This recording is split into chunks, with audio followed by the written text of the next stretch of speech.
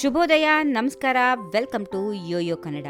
ಬನ್ನೀಗ ನೋಡೋಣ ಈ ದಿನದ ಹವಾಮಾನದ ವರದಿ. ರಾಜ್ಯದಲ್ಲಿ ಮುಂಗಾರು ಮಳೆಯ ಆರ್ಭಾಟ ತಗ್ಗುತ್ತಿದೆ. ವಿವಿಧ ಜಿಲ್ಲೆಗಳಲ್ಲಿ ಸಾಧಾರಣ ವರ್ಷಾಧಾರೆ ಸುರಿಯಲಿದ್ದು ಹಲವು ಕಡೆ ಒಣ ಹವೆ ಇರಲಿದೆ ಎಂದು ಹವಾಮಾನ ಇಲಾಖೆ ಮಾಹಿತಿ ನೀಡಿದೆ. ಇನ್ನು ಕಳೆದ 3-4 ದಿನಗಳಿಂದ ರಾಜ್ಯದ ಕರಾವಳಿ ಹಾಗೂ ಮಲೆನಾಡು ಭಾಗಗಳಲ್ಲಿ ಆರ್ಭಾಟಿಸಿದ್ದ ಮುಂಗಾರು ಮಳೆ ಇದೀಗ ಕರಾವಳಿ ಹೊರತುಪಡಿಸಿ ಉಳಿದ ಕಡೆ ಕಡಿಮೆಯಾಗಿದ್ದು ಒಣ ಹವೆ ಮುಂದುವರಿಯಲಿದೆ ಎಂದು ಹವಾಮಾನ ಇಲಾಖೆ ಮುನ್ಸೂಚನೆಯಲ್ಲಿ ತಿಳಿಸಿದೆ. ದಕ್ಷಿಣ ಕನ್ನಡ, ಉತ್ತರ ಕನ್ನಡ, ಉಡುಪಿಗೆ ಯೆಲ್ಲೋ ಅಲರ್ಟ್ ಘೋಷಣೆ ಮಾಡಲಾಗಿದ್ದು ಜೂನ್ 26ರವರೆಗೂ ಮಳೆಯಾಗಲಿದೆ. ಬಾಗಲಕೋಟೆ, ಬೆಳಗಾವಿ, ಬೀದರ್, ಧಾರವಾಡ, ಕಲಬುರಗಿ, ರಾಯಚೂರು, ವಿಜಯಪುರ, ಯಾದಗಿರಿ, ಬೆಂಗಳೂರು ಗ್ರಾಮಾಂತರ, ಬೆಂಗಳೂರು ನಗರ, ಚಾಮರಾಜನಗರ, ಚಿಕ್ಕಮಗಳೂರು, ಹಾಸನ, ಕೊಡಗು, ಮೈಸೂರು, ಶಿವಮೊಗ್ಗ ಜಿಲ್ಲೆಗಳಲ್ಲಿ ಸಾಧಾರಣ ಮಳೆಯಾಗಲಿದೆ.